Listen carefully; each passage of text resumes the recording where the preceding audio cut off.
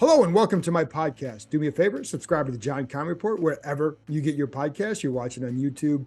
Hit that like button, hit that subscribe button. You can find us there as part of Empire Media. That's AMPIRE. Today, I'm going to be talking about our first look at the Commanders during an OTA session. Today was the first, Wednesday was the first day that was open to the media. So I'm going to give you a lot of what I saw in Sam Howell, Jacoby Brissett, Emmanuel Forbes, Cole Turner, some offensive line stuff, and a little bit more. So stay tuned for that. But I want to give you some news first. And by the way, I have a couple stories up on ESPN.com that are some of the news coming out from today on Armani Rogers, Chase Young, Montez Sweat. But I'm going to start with something I didn't write about, but is something that's a deal, not a big deal, but a deal. And that's that the U.S. Patent Attorney's Office turned down the Commanders' request for their application for a trademark for Washington Commanders. Now, because it was a conflict with Commanders Classic, which is an Army, it's a football game between Army and Air Force in Dallas. So what I was told is it was considered a non-office action. The Commanders actually anticipated this happening because they knew there was this conflict. And when there's a conflict, you just have to resolve it. So what they're going to now do is file another application sometime probably within the next 30 days and just basically say, there's probably some questions that the USPTO had for them, but also one of the arguments is going to be nobody is going to confuse the Washington Commanders with the Commanders Classic. So if that doesn't get approved, then they have to go some different routes. But that's when it becomes a little bit more significant. Today's move, it's like I said, it's kind of a deal, but not really, because again, it was anticipated. And as I talk to other people, like it's getting harder and harder when it comes to trademarks, because so many more people are filing them, easy access via the internet, et cetera. So it's just a little bit harder to get some of these done these days. So again, if it doesn't happen in the next, whenever they file it again, if they get rejected again, then they have to do something else, and it may take a little bit longer. So just bears watching down the road. Right now, I'm not sure that it's a huge deal. So anyway, that's number one. Now, the significant news for today was Armani Rogers suffered a non-contact Achilles injury, as I'm sure you've heard already, in practice in their OTA session on Tuesday. He was just running and he tore his Achilles. So he's clearly likely done for the season. And this is as Ron Rivera said, it's a blow. It's a definite blow for their offense. And even though he only caught 5 passes for 64 yards last year, but he was a guy that they were excited about because of his athleticism, because he had some explosion to his game. He was fast. And that screen game with Eric Bieniemy in the tight ends, I think he'd have been a definite weapon, because he was last year. They weren't used enough to the coach's liking, I know. So it just was something that you anticipated him being a bigger part of the offense. Also, keep in mind, he went from quarterback in college to tight end last year and still progressed at a good pace in his first year at the position. So there was definite excitement about what he could do in year 2 when given a whole year and healthy, et cetera. So this is a blow for them. And Logan Thomas called it a blow and said an emotional one as well, because it's somebody they clearly get along with and like, and they know could have helped this team. Now, they're still okay at tight end as long as Logan Thomas stays healthy, as long as Cole Turner develops. And I'll get to Turner in a few minutes. And then you also have Curtis Hodges and John Bates there. Bates is going to be who he is. He's a good blocker who can catch the occasional ball. Hodges is a guy that they liked enough to keep around, but is he going to pay off for them? We don't know. But he's going to have a chance now to show more what he can do. And they're going to have to go out and find someone else, if for no other reason, to bring someone else into camp. So we'll keep you posted on that. Then the other, and I don't know that this is necessarily news. We knew this was going to happen, that Chase, we knew yesterday because Chase Young and Montez Sweat weren't there yesterday, but we had a chance to ask Ron Rivera about their absence. Now, it kind of got into this narrative of, is it their contract? These guys weren't showing up, period. Like they didn't show up for a lot of this stuff in the past.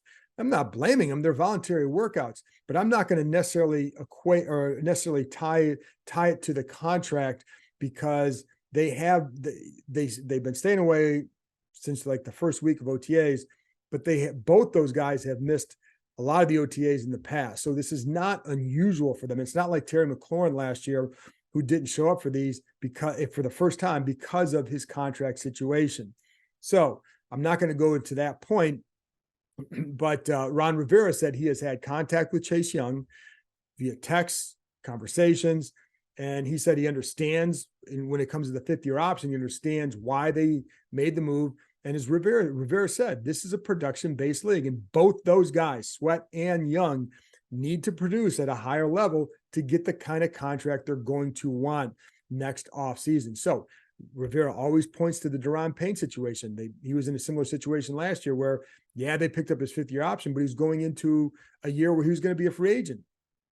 And he went out and produced, and they kept him. So again, production-based league, you go out and produce. And as Rivera said, if you produce, they're going to want to keep you. And if you don't, then you're going to be elsewhere. So big year for those guys. And as John Allen said, when we asked him about it, he's like, I don't think he was all that bothered by it, at least publicly. And I don't know, that he is privately, but publicly, what he said is like, hey, you guys, they come in and produce, doesn't matter. And that's always the key. And I've told you that. That's why, again, voluntary sessions, bigger deal if they miss the mandatory minicamp. And it's a big deal if you come in and you don't produce. That even if you came to the OTA sessions, you go in and don't produce, it's a big deal because they need those guys to produce. Anyways, then you have Cam Curl, who's kind of taken the Deron Payne path, where he was there. He took part in individual sessions and some group, but not in team sessions. So in those team sessions, he just kind of stood behind the defense with the coaches and shouted out whatever instructions or whatever, but he wasn't participating. And again, when we asked him about it, he's like, hey, I just want to be out here with my guys. I'm just here to be with my guys, because he's got a contract possibility too. So this is what Deron Payne did last year: participate, but not necessarily in teamwork or in team drills. And Rivera even said that some of this stuff is on hold because of the ownership situation. And I've told you that, but you can't, it's going to be hard for them to get some of these deals done until this ownership situation is settled.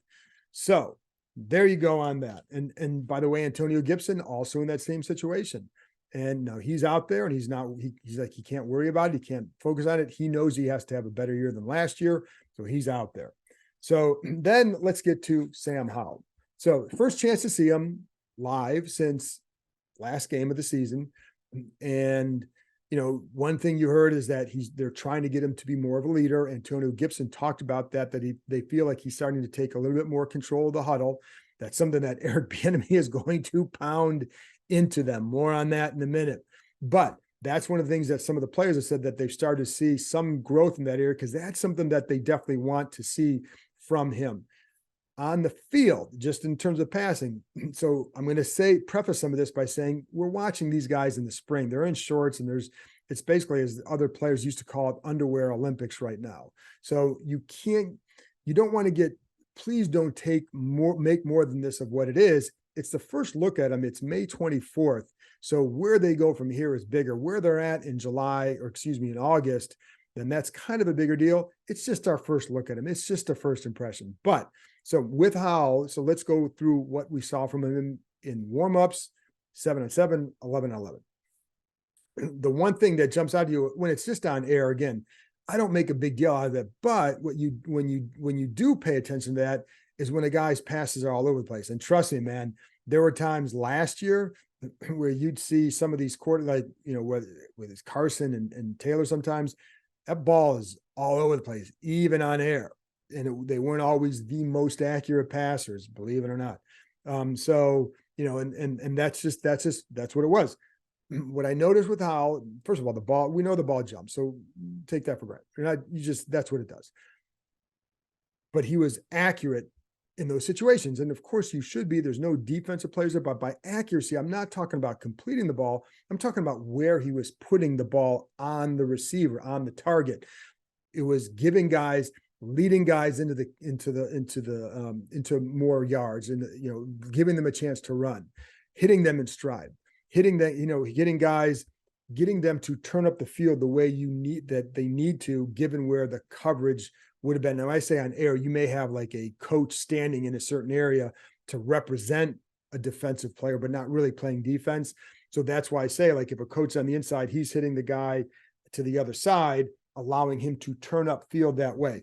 Saw that consistently. I think that's something that's worth noting, because I think that's a part of his game that they really liked, and it's something they definitely saw in that Dallas game. So that's why I wanted to note it. So again, on air, but not a bad job.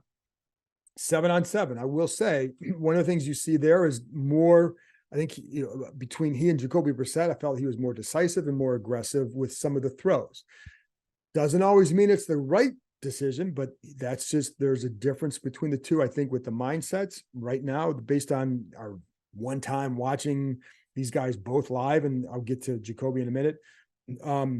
With Howell, sometimes the 7-7, you see him hit that plant step, hitch, throw, get the ball out, you find a guy, not here, get over here. So I think he did, there were times he did a pretty good job with that. There was an out and up that he tried to go to Jahan Dotson. Maybe not the best decision, because Benjamin St-Juste rotates over and would have picked or had got his hands on the ball and didn't pick it off, but certainly broke it up, and it was a dangerous throw.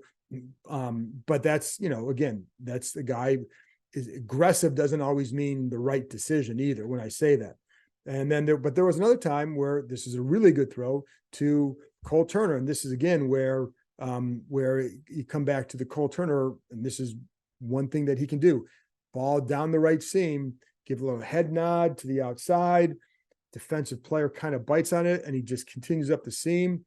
And here we go with the wide catch radius. You haven't heard that phrase yet this year, but it's the first time this spring. Hit that little ding, ding, ding, ding, wide catch radius. Take a drink. So the ball, but Howell puts the ball up where Turner can get it. The guy's big. Make him, let him use that height, and he gets the ball up there, and a really good throw and just a nice play. Good route by Turner, and would have been a nice completion in a game. So that's another good thing. There was another time where Terry McLaurin splits the safeties, gets him down the field deep, and it not wide open, but he just gets a step on him, and Howell puts a ball almost right there. I'm talking like a couple, probably about 3 or 4 inches, and it's a perfect pass. Gets his hands on it, has to kind of dive forward, can't corral it because it's just out of reach of being able to pull it in, but an aggressive throw. And really, it was a good job by McLaurin, good job by Howell, the right decision by Howell to throw, just missed by a few inches. So those are some things you can watch for. Now in 11-on-11, there are times where he was, again, now you're full defense, and there were times where he was off, getting balls knocked down. Derek Forrest broke up a pass to Logan Paulson. Shout out Logan Paulson. You'd be happy to hear that. Logan Thomas. So it was a play where Howell actually had to extend the play and tries to hit Thomas, and Defoe is right there, breaks it up. Another time, and again, this is where, you get that aggressive mindset, and you have to be careful, because there's a ball to Cole Turner, is inside the 10, probably inside the 5 or so. And Percy Butler, Turner's got 2 guys right behind him. One right on the side, and Butler's kind of behind him he's kind of running to his left. He's behind his left shoulder, so his outside shoulder, and Howell tries it anyway. And it was not there. And Butler knifes in and picks it off. And just a really good play. Now he takes off down the field. One of the things, Howell kind of stops and maybe hung his head a little bit. This is where Eric Bieniemy comes in, because he yells at Howell, "Hey, you threw it, you go get it." In other words, that's your mistake. Go bust your ass to get back in the play and make a play. So that again, the Bieniemy effect. Get on those guys when they do that. You can't afford to hang your head like that. We saw that in the rookie minicamp with Chris Rodriguez. Runs a drill, doesn't do it perfect, and he kind of stops like, oh man. It's like, no, you've got to finish the drill. In a game, you're going to have a bad play. What do you do? How do you respond? You don't compound, you don't make a second mistake by not continuing the play. You might go through the hole. Like, oh, I didn't do it right. Well, you keep going because nobody tackled you. Go make the play. Anyways, the enemy effect. So there were some things with that. Now I will say, one thing I don't do in the spring is overreact to an interception, because Percy Butler makes a nice play. He's in a good spot to make the play. The other thing is, if you're a quarterback, this is when you have to learn what you can do. Howell's a young guy. you're going to have, I think for me, he's got to make some mistakes, and you want to see him make it in practice more than in May, in June, in July, not in the game in September, October. This is when he has to learn, what can you do on this throw? Maybe that's not a good decision if guys are right there. So, and he had some other good throws and other whatever, but I'm not going to get into all that. I think that's indicative of. The adventure park is ziplining through the trees. It's climbing from platform to platform. It's even an axe throwing competition with your friends. But what the adventure park really is opportunity.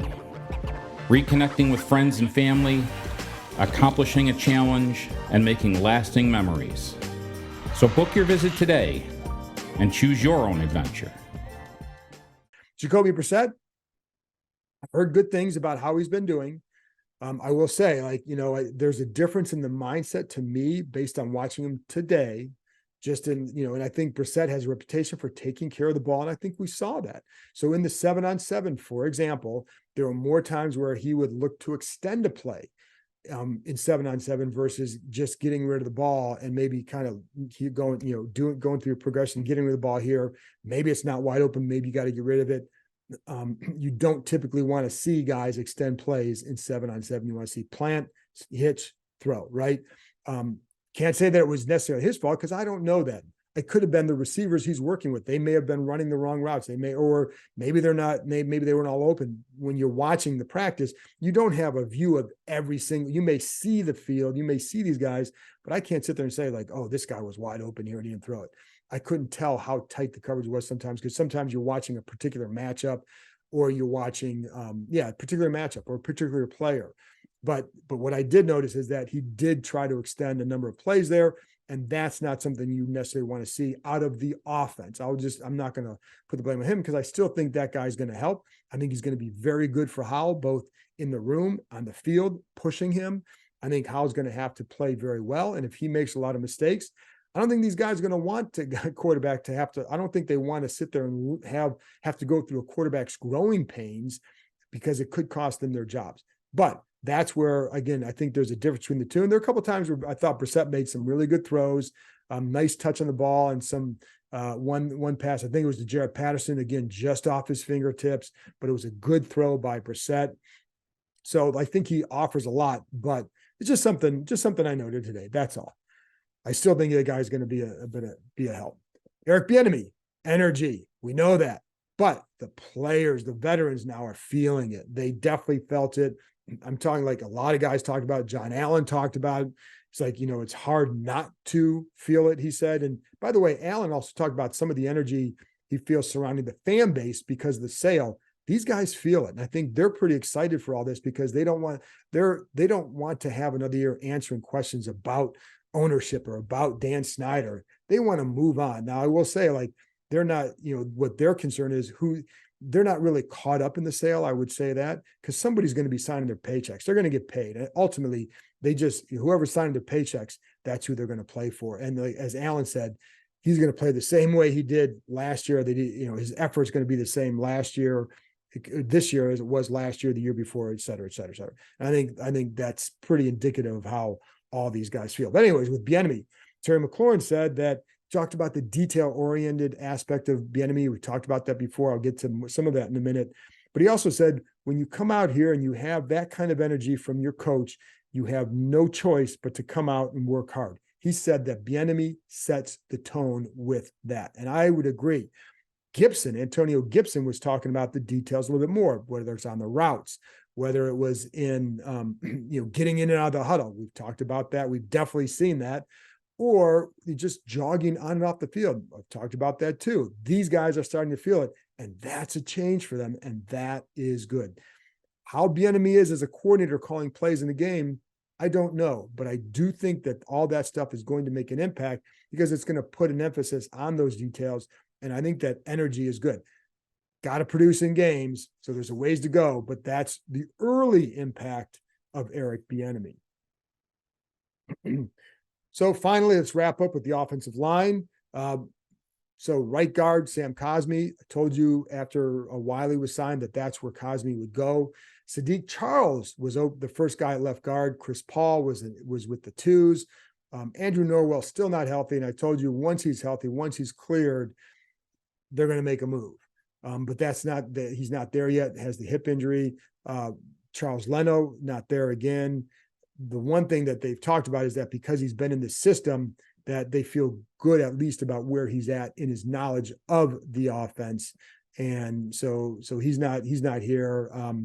And then John Ridgway was not there. And this is something I forgot to mention. But I told you, I think a couple months ago, that he had surgery for a torn pec. And as Nikki Javala noted today, that he wasn't out there because of that surgery. So, but he wasn't expected to be. So, but I believe he's going to be fine relatively soon. But anyway, that's the update on him. So that's it. That's it for me. That's the OTA wrap up. And again, take it for what it's worth. It's May 24th.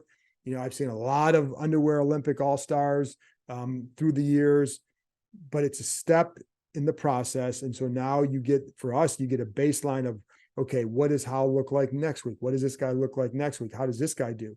I liked what I saw from Cole Turner. And I think I mentioned it, but he was doing some stuff in the red zone in some drills today as well.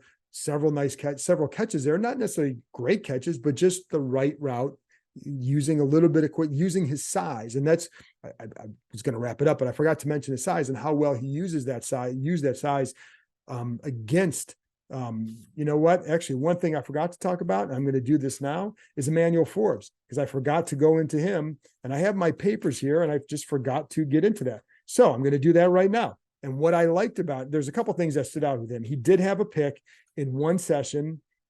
There was like a 2-on-2 session with the receivers, and he was covering Marcus Kemp and tight coverage on the outside. Quarterback was Jake Fromm. Now that combo is not going to be the guys he's going to go against in the season. We all know that. So anybody who's about to send a comment to me about that, already know it. So save your time. We know it. It's May. Okay. So, but what you see is on this play is ball to the outside, little cut, and Forbes is kind of right there, got a little bit on slightly off balance going back, but drove forward with the pick. Just a nice drive, a nice explosion through the ball. Now, he was working with the number ones a couple times. He was kind of rotating in and out. Sometimes he would be with the ones, and it'd be him with St. Just and Kendall Fuller with St. Just inside. Sometimes it would be St. Just and Fuller on the outside, Rashad Wildgoose on the inside. So he did get some work in there, did a pretty nice job at times, and long way to go for him. But there was one time where I liked his rotation on the backside of a coverage where his guy leaves his area, then Jahan Dotson starts coming through down the seam, and he rotates over and takes away a potential big play to him just by doing the right rotation, and the ball goes elsewhere. Now the size, it's going to be something to watch. Every player's got a flaw. We've always talked about that. For him, it's going to be the size. And you saw it on one time where he's covering Cole Turner, where Turner basically runs into him and Forbes gets knocked back, and then Turner just cuts inside. Now, could you draw some penalties on that? Possibly, but it's not always. Sometimes it's just natural collision, and he's going to have to be able to hold his ground. Otherwise, you're going to create separation, and that's what happened on that play. But he's just going to have to figure out a way around that. He's been that size for the last several years in the SEC too, and he found a way around it. You make plays, and you're going to be okay. But he's got other skills to compensate, but that's something he's going to have to deal with. Now, I also saw Cole Turner do that against Quan Martin, where he just, you create separation by being physical.